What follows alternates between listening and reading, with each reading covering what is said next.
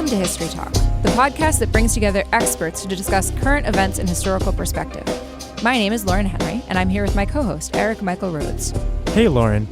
In July 2018, Mexican voters broke with decades of precedent and elected Andrés Manuel López Obrador, former Mexico City mayor and populist agitator, to the presidency.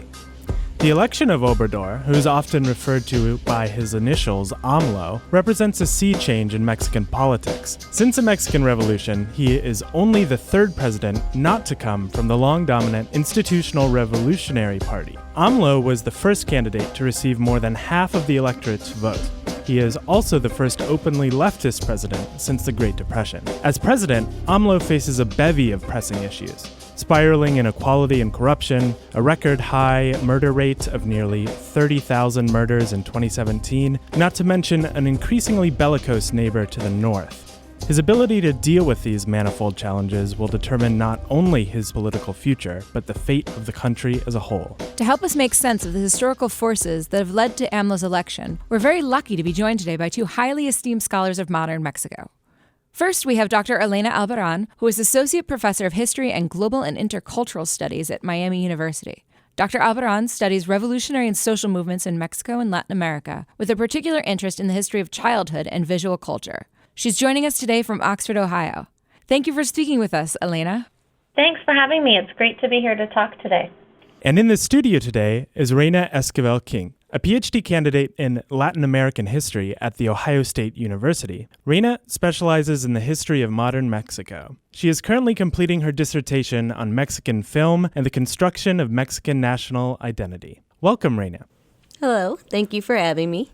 In 2018, more than 56 million Mexican voters went to the polls in what observers have called the biggest election in Mexican history, delivering a decisive victory for AMLO and a major defeat for the PRI. What were some of the issues around which the election turned? Some of the pressing issues that are ongoing, they're not new to 2018, but that really occupied a lot of time and space, especially in the debates among the candidates, are the issues of the increasingly powerful drug cartels, and kind of connected to that, to the issues of political corruption that often have some bearing on the power of the drug cartels. Those issues were pretty foremost in the conversations that the candidates were having. Other issues were education reform, and less than you would think were issues of relations with the U.S., although it did come up. It wasn't nearly as much of a part of the national conversation as I think gets projected in our national media here in the U.S. Just to give us a bit of background here today, traditionally Mexican politics have been dominated by the Institutional Revolutionary Party, or the PRI, who have held the presidency for 76 of the last 90 years. What are the origins of the PRI, and how did they become the dominant force in Mexican politics during the last century? I can jump in and give a brief background about the origins of the PRI. Many people know it by the PRI. It started off as the PNR in 1929, which was the Partido Nacional de la Revolución, which was begun by a president from the Revolutionary Administration, Plutarco Elias Calles. But it got its final name of the PRI in 1946, the Party of the Institutional Revolution. So people consider that history of the PRI, even though it's gone through several name changes, to go all the way back to 1929. It was basically intended to centralize the state, to democratize Mexico by putting lots of state agencies and bureaus out into more provincial areas of Mexico. But ultimately, that democratizing structure over the course of the 20th century kind of flipped to become an authoritarian structure, and rather than democratizing, more of a way of effecting a kind of a top-down control over even the most provincial areas in Mexico. My work actually centers on the bureaucracies created during the Cardenas administration from 1934 to 1940. I think a lot of people consider that really the heart of the structure of bureaucracy with him, and he's considered kind of the legacy from Zapata and via this beacon of hope for Mexico.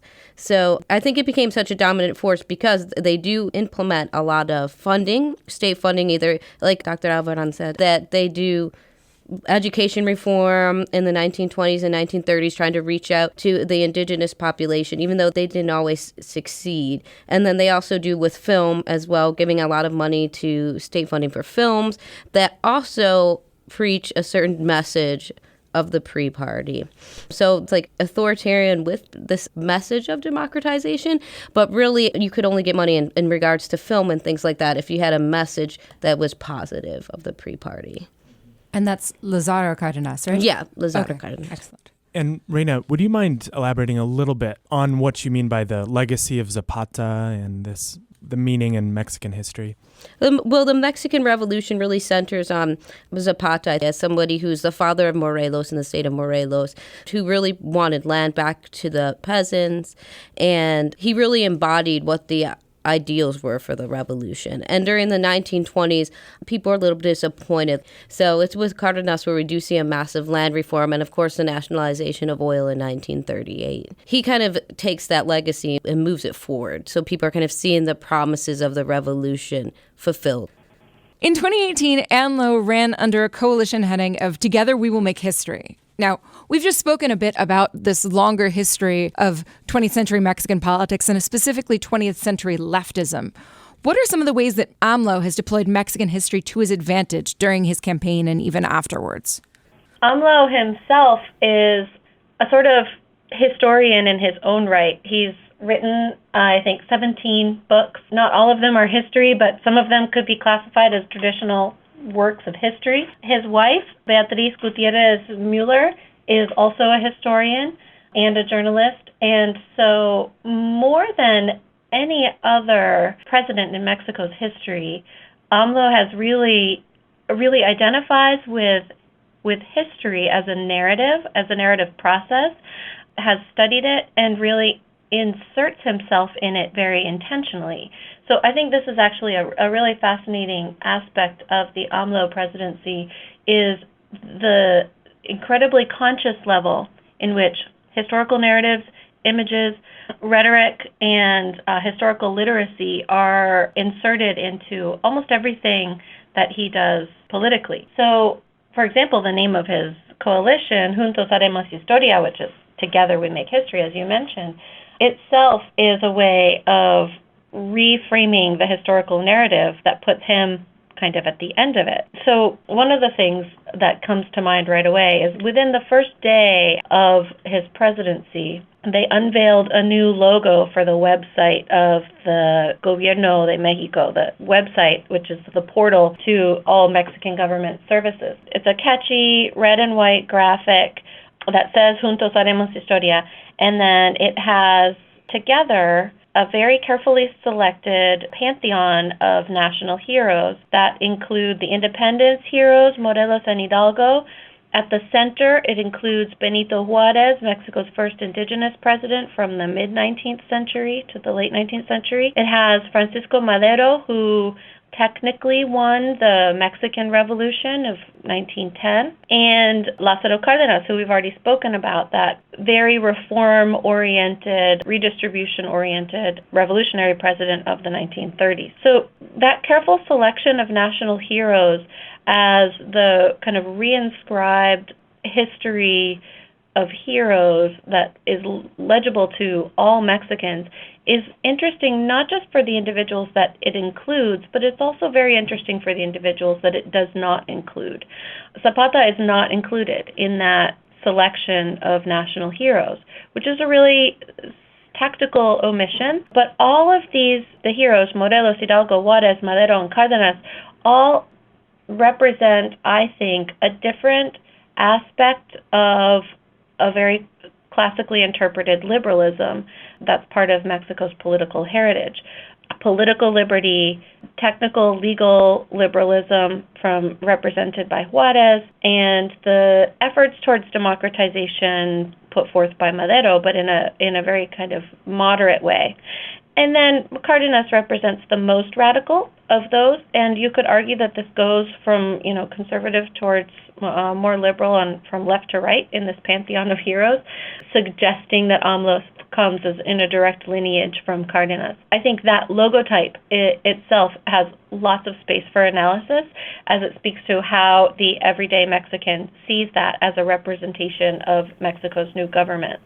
I think the connection with Cárdenas is very clear, and it's different, but I also see it very much rooted in this very traditional rewriting of history, especially during the post-revolutionary period where you have all of the murals taking place, and you do have Morelos and Father Hidalgo, and you have certain characters placed in them, and you continually see them wherever you go within Mexican history, so it's super familiar to everybody. That's how you get most of the classes involved. You don't have to be able to read, or you don't have to know a lot of history. You have to be super educated to understand who these people are and what they represent. Would these have been the murals by artists such as Diego Rivera that you're referencing? Yeah, Diego Rivera, Siqueiros, yeah. In the same vein, in terms of how AMLO has been channeling Mexican history, he speaks often about hearkening a fourth transformation. Can either of you speak to what he means by this? This is a really cosmic approach towards history that I appreciate as a historian, and I think future teachers of Mexican history are going to have a lot of fun unpacking what the fourth transformation was intended to mean and what it does mean. We can't speak too much about it yet in terms of what it's accomplishing, but we can certainly talk about what's being projected by the fourth transformation. So he calls his whole government the fourth la cuarta transformación, or the fourth transformation. The hashtag shortcut for referring to his whole government is just 4T. So you'll see references to just like the 4T, and that's shorthand for AMLO's entire government. So the fourth transformation itself asks the everyday Mexican to hearken back to four transformational moments as written in the official history of Mexico. These are very subjective. Not every historian would agree that these are the turning points in Mexican history, or the only ones, or the most significant ones, but this is the way that official history works. It is carefully kind of curating a lineage. So the first transformation is obviously independence, where Mexico becomes a nation. That process lasts from 1810 to 1821. So that's the first moment of transformation that's referred to. The second transformation is La Reforma, or the period of liberal reforms, that's headed by Benito Juárez, that first indigenous president that I mentioned to you, from 1858 to 1861. And so during that period, it's really the kind of last gasp of the fight between liberals and conservatives as the prevailing dueling ideologies in Mexico. And you see the kind of final separation of church and state, which was at the core of some of those struggles, although not the only issue at hand. The Mexican Revolution that we've made reference to from 1910 to 1920 is the third transformation. And that's a civil war that frees Mexico from the long-term administration and dictatorship of Porfirio Díaz from 1876 to 1911. And ushers in a government that does not just lip service, but very, in the first couple of decades, transformational redistribution of land, resources, and access to government to the historically marginalized and predominantly rural and indigenous population. So following those three moments of transformation, AMLO is positioning his fourth transformation as his administration. What's different from the fourth transformation is that this is intended to be a peaceful one. All the other ones took the form of a war. And so this is intended to be a peaceful transformation that's carried out through democracy. And there's sort of almost like a messianic power of this type of promise that he's going to deliver the ultimate liberation to the Mexican people at this moment, 100 and some odd years after the last transformation has taken place. So as we've seen, AMLO is far from a political outsider. It's also not his first time with presidential politics either. He ran for president on two prior occasions, in 2006 and 2012. And the 2006 election was particularly close, with AMLO losing by only 0.5%. Could you talk us through some of the controversies that surrounded the 2006 election? I see the relationship between the 2006 campaign and the 2018 campaign really tied to each other. I was living in Mexico City in 2006, so I witnessed that election firsthand, and I actually got to see AMLO speak a few times, sometimes just in the neighborhood I was living in. He would just kind of pop up and people would cluster around, and he was notable for showing up in his bomber jacket and being very unofficial, very populist, and not wearing a suit, not projecting that image of the traditional political figure. But in 2006, the election was, for the first part of the year, it was kind of a tight three-way race between the candidates. At the time, he was running on the PRD ticket, the leftist ticket, the party of Cuauhtémoc Cárdenas. He was running against Felipe Calderón, who was the PAN party candidate, which is the conservative party, and Carlos Madrazo, who was the PRI candidate. The three of them were kind of neck and neck for the first half of the year.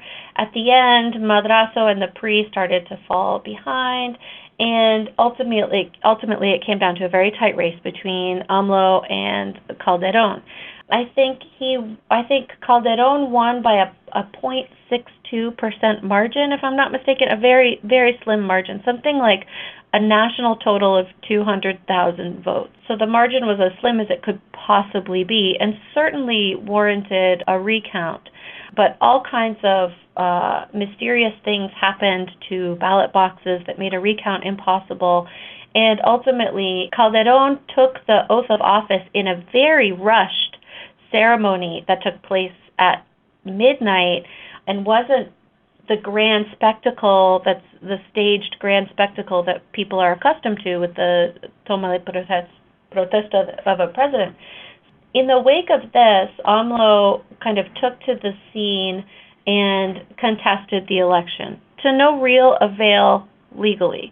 But he did hold a meeting in the Zócalo, which is Mexico City's central plaza, right in front of the National Palace and adjacent to the National Cathedral. And he called everybody who was present there a delegate. There were stations set up around the city for people who had come in to attend this meeting in the Zócalo, and people came on horseback. People came walking from Durango, which is really far away. We talked to people who had come from Zacatecas. Indigenous groups came up from the south and from the coast barefoot. People were coming barefoot, all converging on Mexico City to attend this meeting that AMLO had called in protest of not having been given the opportunity to contest the election. And so people would come to these stations. There was one set up at the very iconic Monument of the Revolution, a few blocks away from the Zócalo, where people would go and they would receive their credenciales, which is like an official ID, and it was signed by dignitaries of his party. Famously, the author Elena at the time was one of his cabinet members. He started to form a cabinet, even though he had no official position. And so everybody got these IDs, and they were asked to affix their own photograph to the IDs and write their name into it, and they wore them around their necks like they were at a convention. Everybody converged in the Zócalo. It was packed. And he got up on the stage and gave a speech, and he held a plebiscite and said, we have two options moving forward. I can step back, concede the election, or I can, with your vote, be voted the presidente legítimo, or the legitimate president of Mexico, by your vote, raise of hands. So the public screamed that they should, do the vote by the raise of hands. And so he said, everyone who thinks that I should be voted the presidente legítimo de Mexico, raise your hands. And everybody raised their hands and roaring and clamor. And somebody came up and put the presidential sash on him. And he claimed from that point that he was the presidente legítimo de Mexico. Now, of course, this is symbolic. Of course, this has no legal bearing. It meant a lot to the people who had walked there from far-flung states in Mexico to feel that active participation in a democratic process and see an immediate result take place. The longer term outcome of this, of course, is that it put AMLO in a position of being roundly ridiculed by people that considered themselves to be legitimate politicians in their own right. And so he got the nickname of, Presidente Legítimo, that became very tongue-in-cheek by a lot of people who referred to him. But he immediately set about finishing putting together his cabinet and functioning like a parallel government. Of course, he didn't have any jurisdiction, but he started a process of campaigning around the country to visit every Mexican municipality, something no politician and probably no person had ever done before over the course of the sexenio, or the 6-year period of the presidency. So as Presidente Legítimo, he showed up in every municipality in Mexico over the course of the next 6 years. Sat down, ate tacos, rode horseback, drank hot chocolate in the markets with people. Very much an echo of the kind of style of politics that Lázaro Cárdenas did in the 1930s. And so while that was the subject of kind of ridicule from the political elite, that really formed the basis of gaining his popularity in the 2018 election, which he won with 53% of the vote, which is an astronomical percentage given a party system that often runs multiple parties against each other, not just a two-party system. So you mentioned the fact that AMLO in 2006 had this far-flung support. And in fact, in these 2 prior elections, I believe, AMLO did quite well in the South. I wondered if there was a historical component to this, whether or not there are regional differences that translate to political differences historically in Mexico, thinking, all the way back to the 1930s. Yeah, I would definitely say, because a lot of those states do have indigenous people, a large indigenous and rural population, which is much different than you're going to find, obviously, in central, like Mexico City or like Guadalajara, the state of Jalisco. They're all bigger municipalities. And then along the border. So you have different regional politics, but definitely in the South.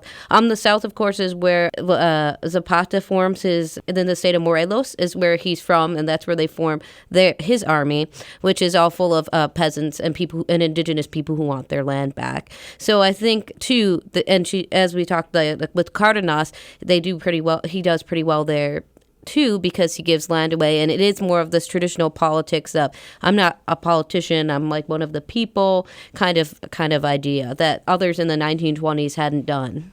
Mm-hmm. So, and you can definitely see then that to AMLO with why he's done so well in the southern states. Mm-hmm. And that's probably why people walk so far from Durango and things like that, because he's someone that you can relate to. And again, he's trying to carry, I feel, this legacy of being for the people, liberating the people, giving them more access to government necessities and things like that. I'm thinking about these southern states and what their realities have been in the last few decades. And it's kind of hard to paint them all with a single brush, because they are really diverse and do have a long history of being excluded from national politics. It certainly helps that AMLO made a point of, visiting equally during his stint as legitimate president, visiting equally, all of these regions of Mexico. And he himself is from a southern state. He's from Tabasco. And he does have more of a regional affinity for that part of the country that's often marginalized.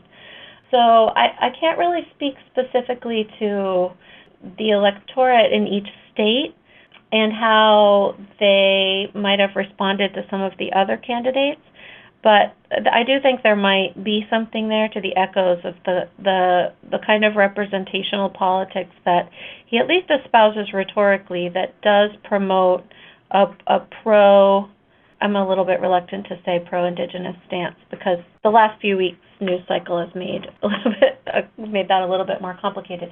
But he has at least done lip service to a more inclusive government. One of the things that he's done in the first few months of his administration is take the first steps towards decentralizing the government. This is a really controversial and kind of unheard of thing, where he's sending the state or the different agencies and bureaus of the government to have headquarters in different states across the republic.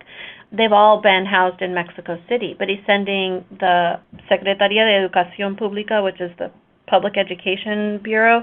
He's sending that to Puebla, I think. He's sending the Bureau of Culture and Tourism to another state, Foreign Relations. I mean, he's really decentralizing the government in a very literal way, and the goal is to try to draw some of these more far-flung or less incorporated states into the national political life a little bit more. It is going to make bureaucracy, which is already pretty thick in Mexico, it's going to make it a lot trickier to navigate, I think, in the shorter term.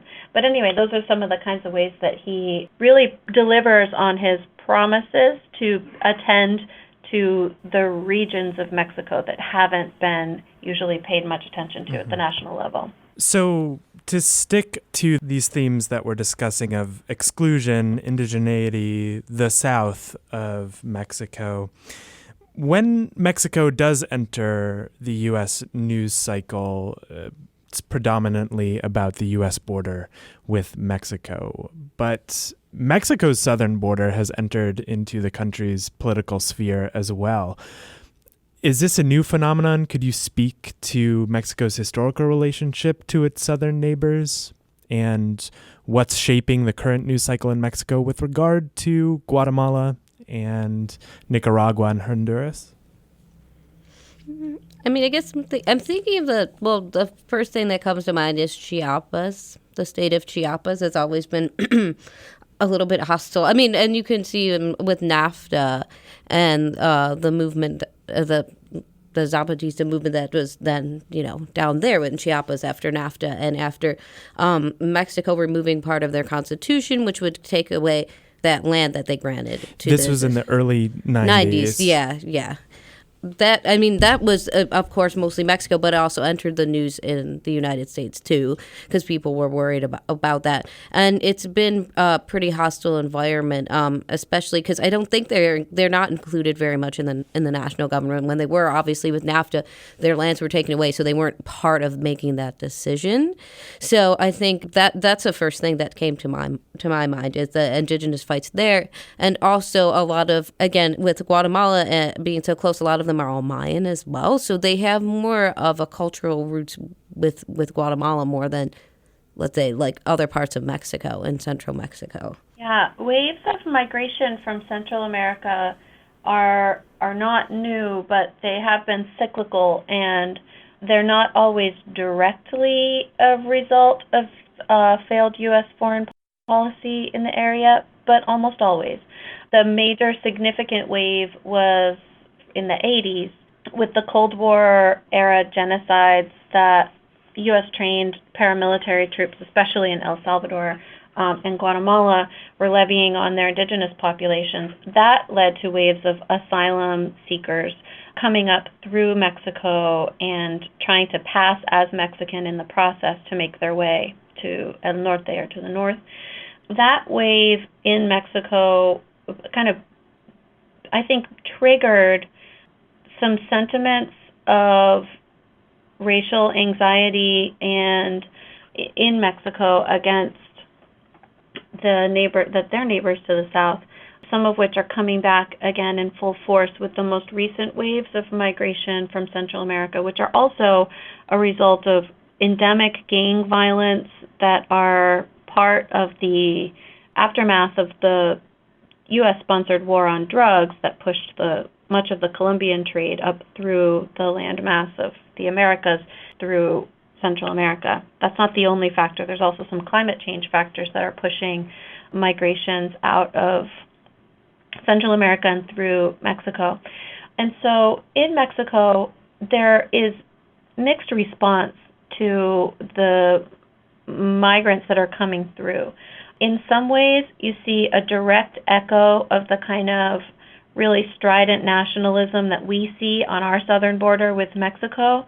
Those sites of contact really become the places where those anxieties are most strongly felt and acted upon emotionally and physically on this militarized line. But on the other hand, there's an incredible culture and network of solidarity, of charity, of brotherhood, and I don't want that to go unremarked upon as well. Unfortunately, a lot of that is done entirely through goodwill and private initiatives. It's not got the sponsorship and the backing of the government, right? And a lot of it also, you see a lot of involvement, transnational aid organizations and individuals will go and help at these migrant centers that provide resources, places to rest, directions, advice to migrants that are making their way through Mexico. So we see both things. It's an echo of what we have in our country in the response to waves of immigration. And it's a lot like our southern border. It's militarized, it's fraught, and it isn't new, but I think it's evolving in the same context as Mexico's northern border is evolving in terms of the way it fits into the respective national discourses. It's not new, but I think you're right with the evolving, especially with social media so heavily. We can see it as in real time, and a lot of them use social media in order to find places to meet and things like that.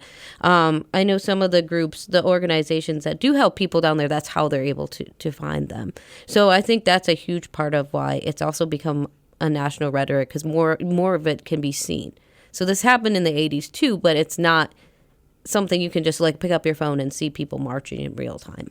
One of the things that we're always really interested in with our podcast, and something that I think has been really, wonderfully exemplified today, is the way in which earlier events, such as the crisis in the 1980s, then have a sort of knock-on effect throughout the way that issues are seen, in subsequent generations. To that end, I was wondering about how, thinking about the 2018 election, we can see it not only as the culmination of these sort of more recent phenomenons with corruption and issues with the cartels, but also as a moment in which historical resonances in other directions are coming into play. That is to say, 2018 is obviously the 50th anniversary of Tlatelolco massacre. Can one of you tell us exactly what it was and what happened in this event, which I know still has a very strong effect on the way people think about everything from student rights and organizing to the relationship between the state and the people in Mexico? Yeah, so the Tlatelolco massacre was, that's the unofficial name of what happened, but in 1968, actually years of student protests, which had begun in the late 1950s, that were increasingly requesting that the pre-government of Mexico, the PRI, be accountable to its citizens and be transparent across a lot of areas, was gaining momentum in the global context, with student movements and other types of civil movements taking place over the world.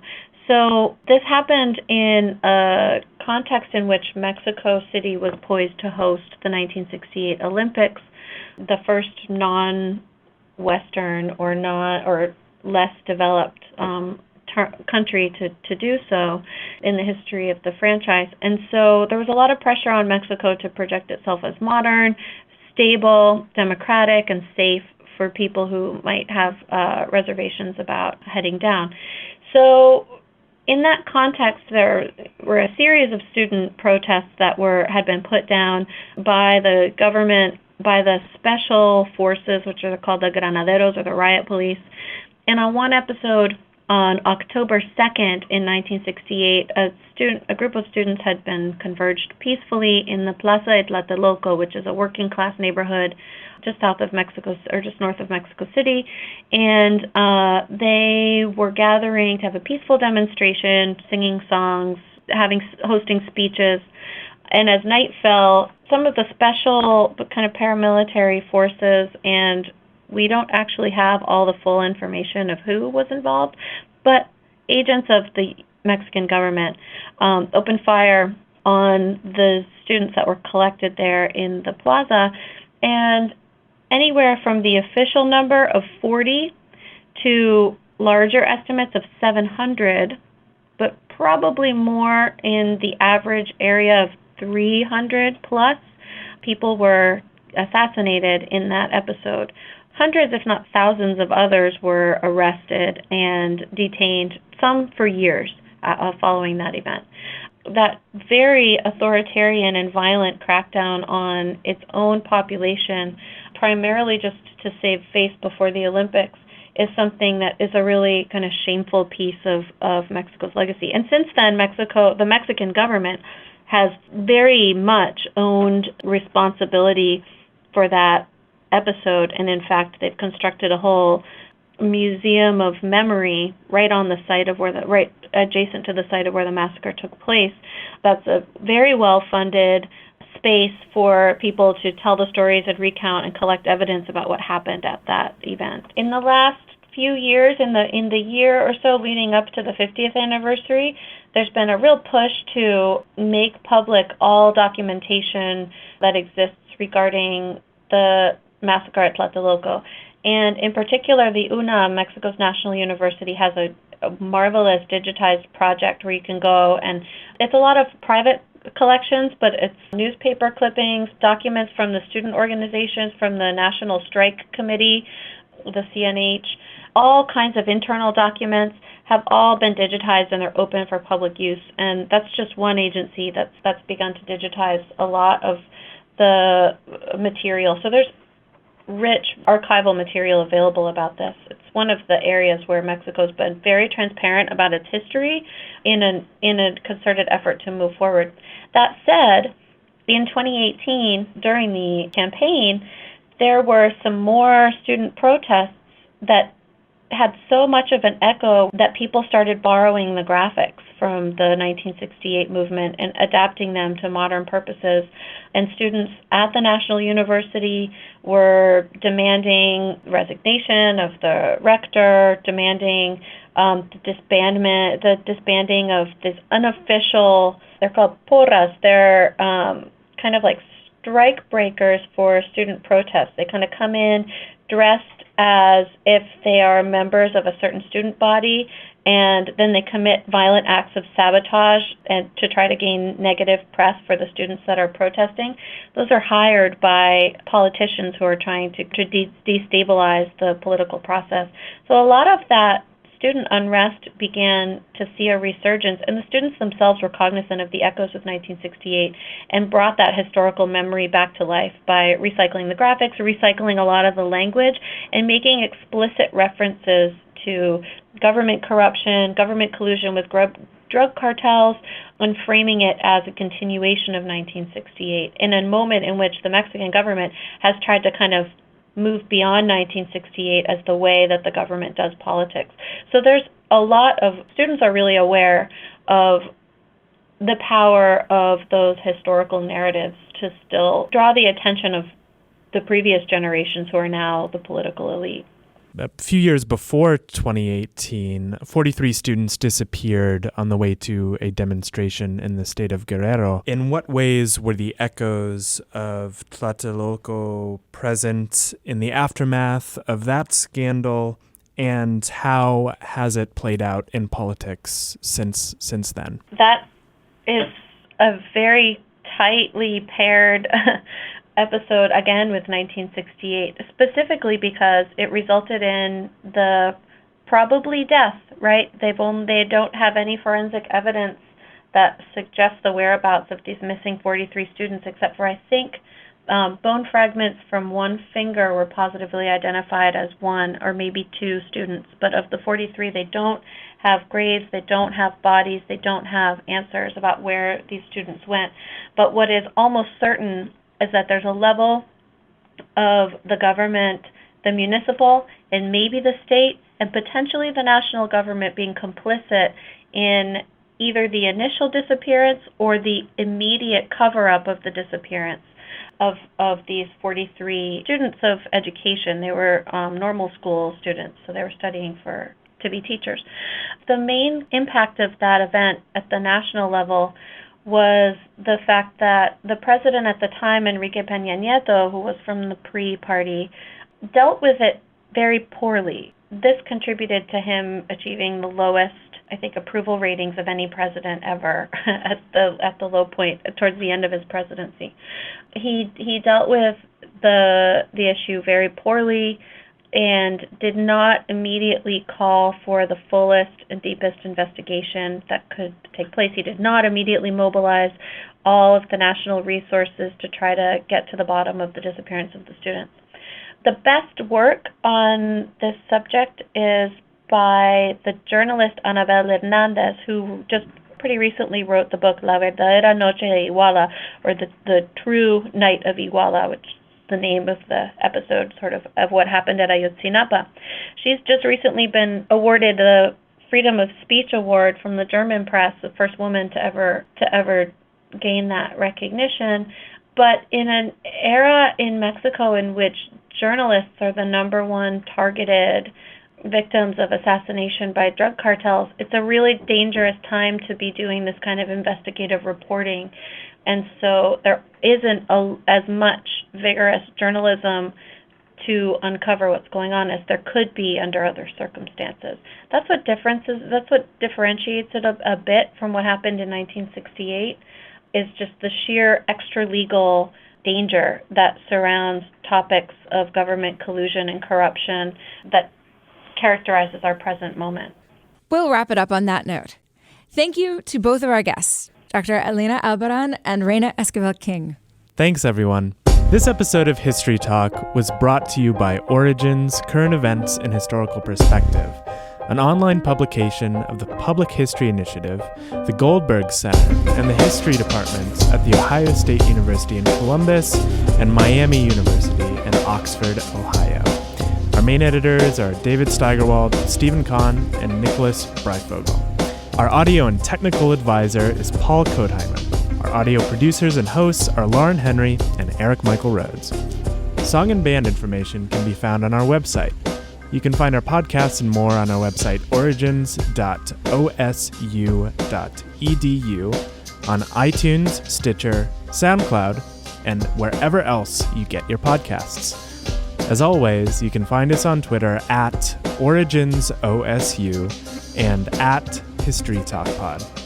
Thanks for listening. See you next month.